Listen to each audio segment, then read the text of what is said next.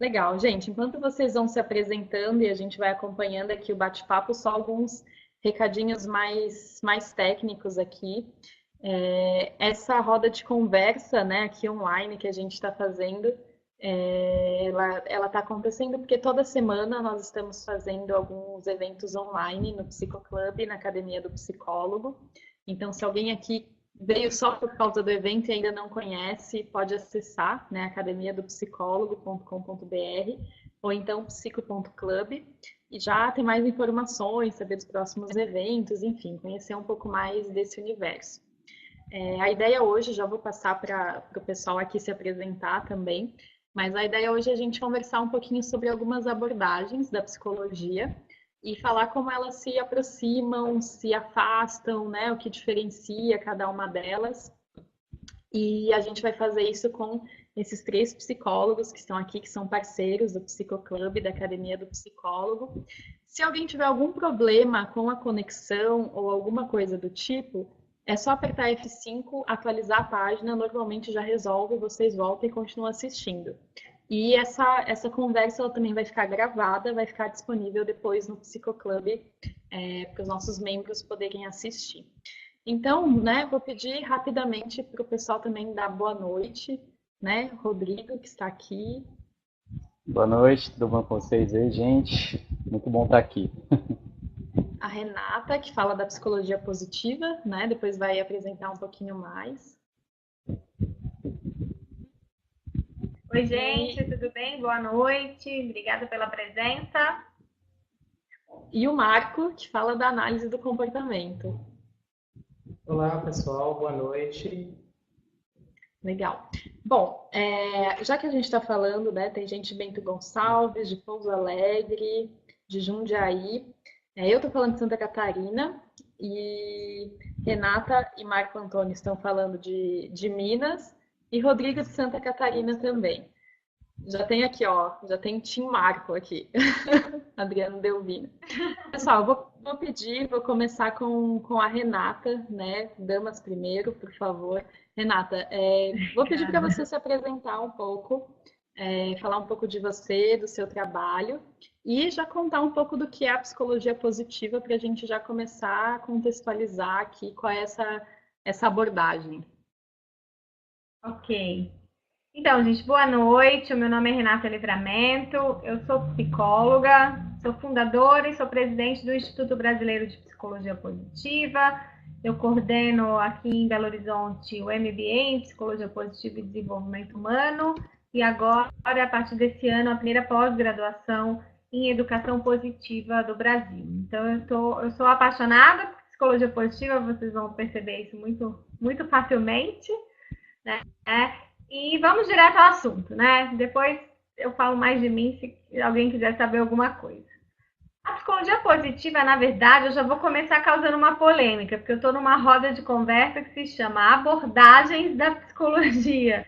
E a psicologia positiva não é uma abordagem da psicologia. Eu já começo daí, eu já começo diferente dos outros. Na verdade, gente, a psicologia positiva, né? Tipo, Que é então o que então, você né, tá Renata? fazendo aí, né? O que você tá fazendo aí, então, né? Eu vou contar. A psicologia positiva, ela é um movimento científico, tá? Que se iniciou em 1998, quando o Martin Seligman foi presidente da APA, American Psychological Association. Ele é um psicólogo, né? E nessa época, quando ele foi presidente da APA, ele começou a se questionar se será que a psicologia podia ajudar as pessoas a serem mais felizes, podia ajudar as pessoas a serem mais otimistas, menos rabugentas, enfim, porque a filha dele fez uma provocação, tá, para ele nessa época. Ela era pequenininha e chamou ele lá de velho rabugento numa situação familiar. E ele ficou se perguntando se será que a psicologia podia ajudar as pessoas nisso, né, a serem mais felizes e otimistas.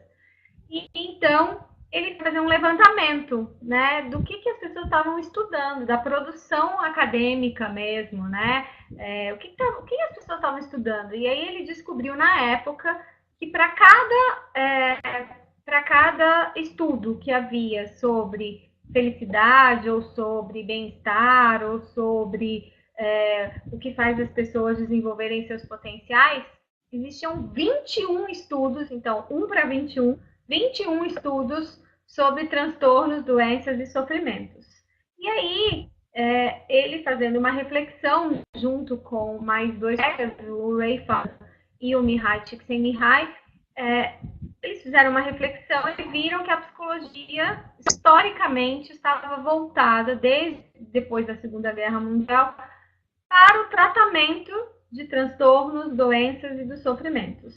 E o que ele propôs, então, esses 3 amigos foram para a Península de Akumal, no México, e saíram de lá já com a proposta de fundar um movimento científico, então, baseado em métodos científicos, que estudasse o florescimento humano. E eles então começaram esse movimento. Então não é uma abordagem, não vai ter uma teoria psicopatológica própria, até porque não é isso que ela se propõe, não vai ter uma teoria de desenvolvimento própria ainda, porque isso está em formação. Então o que a psicologia positiva, resumindo, se propõe é estudar o ser humano de uma maneira integral. Então, estudar também aquilo que dá certo, aquilo que funciona, o lado, entre aspas, positivo da vida, ou seja, o que faz as pessoas serem mais felizes, o que faz os pais ficarem juntos, de uma forma direta. Não é que as outras abordagens ou que os outros olhares sejam negativos, não é isso, não existe psicologia negativa, tá? É que a psicologia positiva, ela é positiva de uma maneira direta. Então, você trabalha construindo o bem-estar, construindo a felicidade. E não apenas eliminando o mal-estar, eliminando o sintoma. Então, é uma proposta científica de estudar o ser humano de uma maneira mais integral. Não apenas a parte de terapias e tratamentos. Resumidamente, é isso. E se deixar, eu vou ficar falando. E legal saber que também é algo muito novo, né? Que ainda está se criando muitas formas de terapia, exatamente. Enfim, acho que a gente pode falar disso depois também. Isso em termos de ciência é bebê, gente. Assim, 1998 foi ontem, né? Então, exatamente. É bebê, né? Assim, é por isso até que ela ainda não é uma abordagem. É um movimento multidisciplinar, inclusive, que está crescendo. E depois a gente pode falar mais um pouquinho sobre isso. Vamos deixar os colegas se apresentarem. Beleza. Marco, por favor, fale sobre a famosa análise do comportamento. O que é isso? Da onde vem? Né? É diferente de TCC? Qual que é a proposta da análise do comportamento? Então, pessoal, boa noite, né? Como todos estão vendo aí, eu sou o Marco Antônio Schecker. Eu, desde a minha graduação, me dediquei a estudar e de alguma forma entrei, né, para o mundo acadêmico como psicólogo e sempre com essa bandeira, né, de estudar aprendizagem, né? A análise do comportamento, ela trouxe para minha experiência pessoal, profissional, uma metodologia, né, que de alguma forma respondia muito das minhas perguntas e eu fui me aperfeiçoando nessa área. Eu, particularmente, eu fiz mestrado em psicologia experimental na PUC de São Paulo. Eu fui da segunda turma da PUC. A PUC abriu o mestrado em 2000, na época, e eu entrei logo na segunda turma. Tive uma série de experiências na PUC, na USP, na época, e fui professor durante mais de uma década também na Universidade aqui em Governador Valadares, na Univale, sempre assumindo e me direcionando em cima de psicologia experimental, análise do comportamento, psicologia, enfim, as diferentes disciplinas aqui no setor, né? Sou psicólogo clínico também desde essa época, uns 15 anos eu tenho uma clínica aqui em GV, um instituto, na verdade, né? Enfim, e fui entrando, hoje eu dou aula em dou aula em pós-graduação, assumo algumas orientações, alunos de supervisão, né? E esse último ano também comecei a dar aula na pós do ITCR, né? Do Instituto de Campinas, que trabalha com análise de comportamento clínica. Enfim, né? Fui construindo a minha história. Mas assim, do ponto de vista psicológico, né, a própria análise do comportamento ela foi construída dentro de um projeto acadêmico, né? Ela tem uma história longa dentro da psicologia. É uma abordagem da psicologia empírico-experimental que teve uma preocupação durante muito tempo em estudar processos humanos básicos e processos animais básicos, né? Basicamente, eu classificaria 3 conjuntos amplos de processos que foram estudados ao longo de toda a história da análise do comportamento. Basicamente, gostaríamos de entender, né, o método de aprendizagem, os diferentes meios de aprender. Então, assim, uma das coisas seria estudar a aquisição de um comportamento, ou seja, como aprendemos. Uma segunda grande pergunta é, uma vez um comportamento aprendido, o que que o mantém em ocorrência, né? Então, assim, a de aprender é uma questão, a outra é o que o mantém acontecendo, e uma terceira é que processos alteram, modificam comportamentos. Lógico que o próprio conceito de comportamento, na análise do comportamento, é um conceito operacional. Nós somos meio que fanáticos por mensurar, medir, né? E tentar Legal. operacionalizar a psicologia. Nos reconhecemos como experimentalistas e usamos esse método. Então, assim, nós reconhecemos que a psicologia nasceu muito mais da física e da biologia do que da sociologia e da filosofia, né? Apesar de que essa é uma postura muito científica da análise do comportamento, mas particularmente eu sou muito interessado em filosofia, gosto da história, da cultura, né? Porque nós de alguma forma, construímos um modelo de explicação do comportamento que inclui diferentes níveis, né? O nível filogenético, ou seja, nós temos características dos humanos e isso é da espécie, isso não é minha, né? Eu nasço com características próprias da minha espécie, então a filogênese é um lado importante da explicação do comportamento, e entra aí as áreas da biologia, né? O estudo da genética, enfim. Nós temos a ontogênese, que a análise do comportamento ela se instala muito aí, né?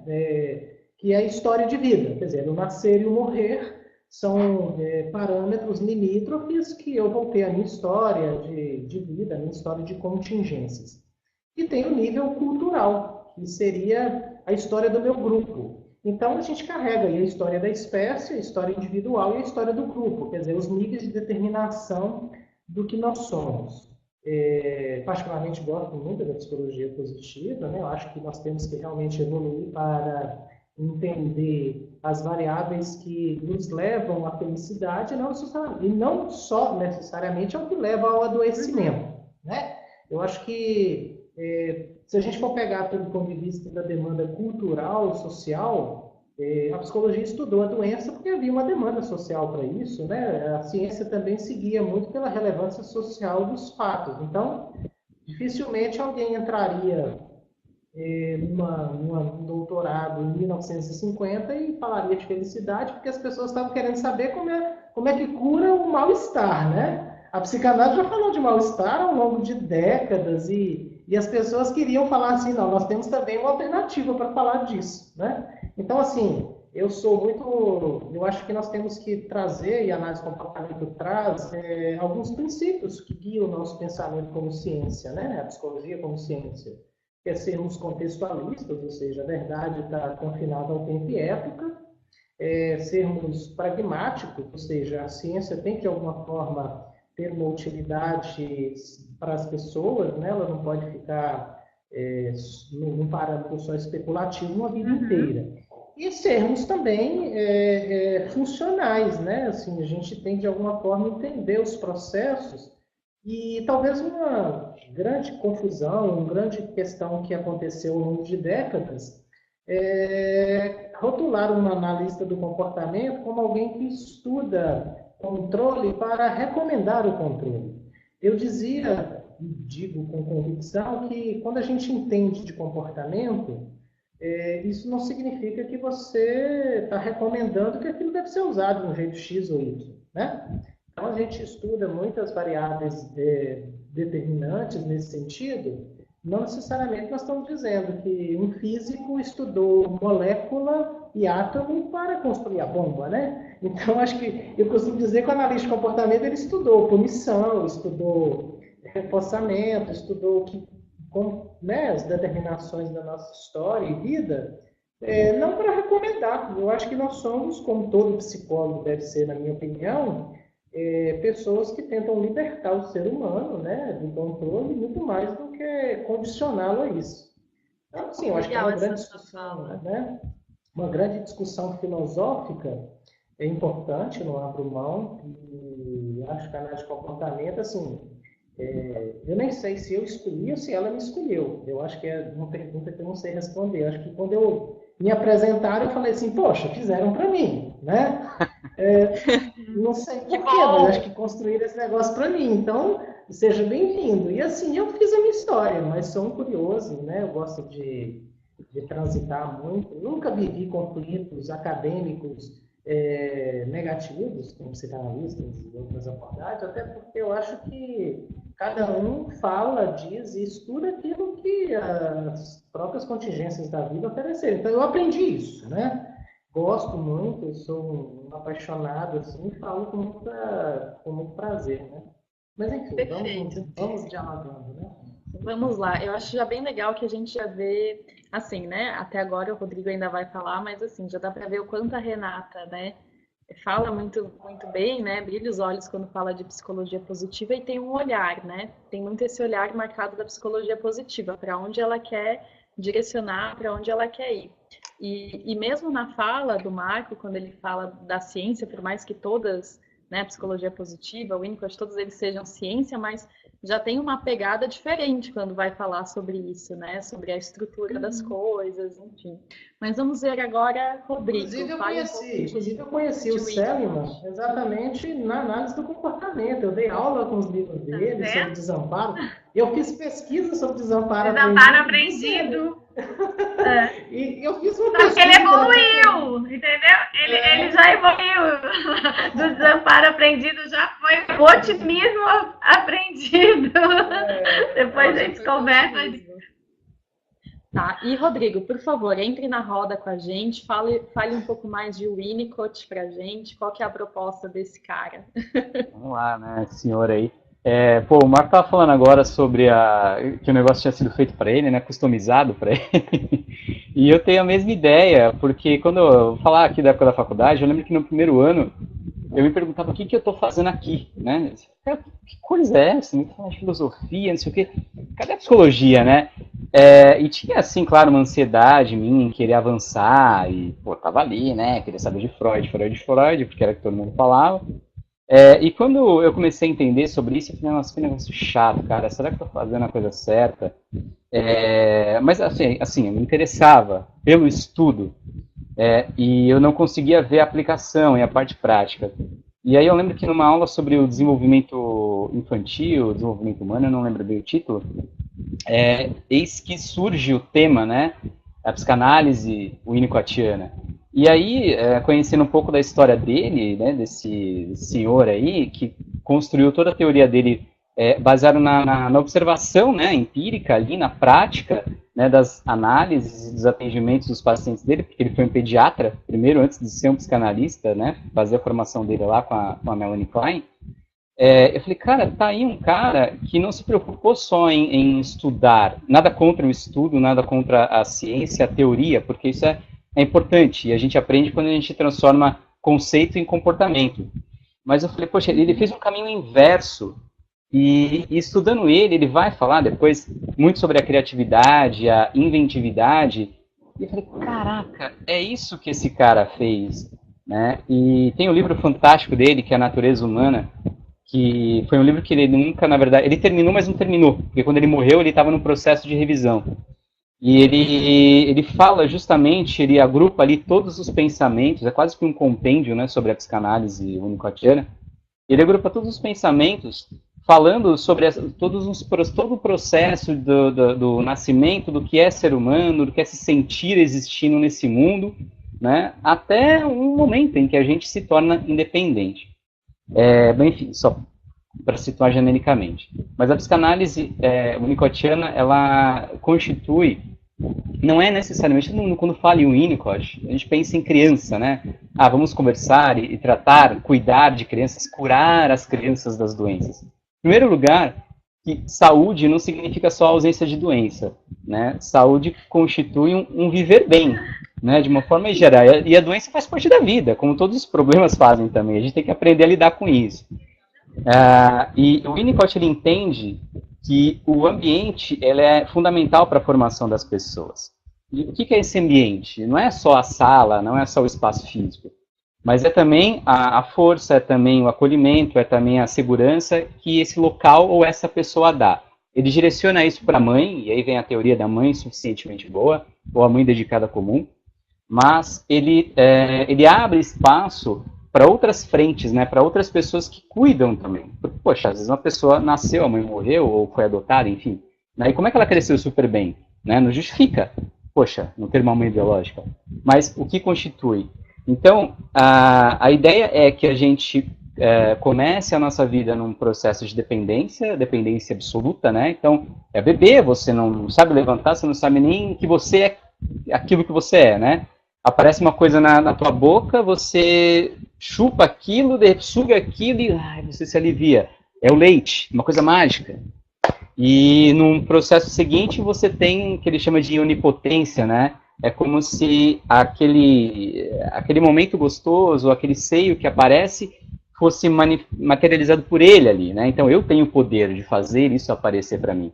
E a gente até vê alguns adultos assim com esse poder, né? Ainda achando que tudo tem que ser para ele, que tudo que ele idealiza tem que ser daquele jeito, né? E depois, na etapa seguinte, a gente tem a independência, a autonomia, que entende o quê?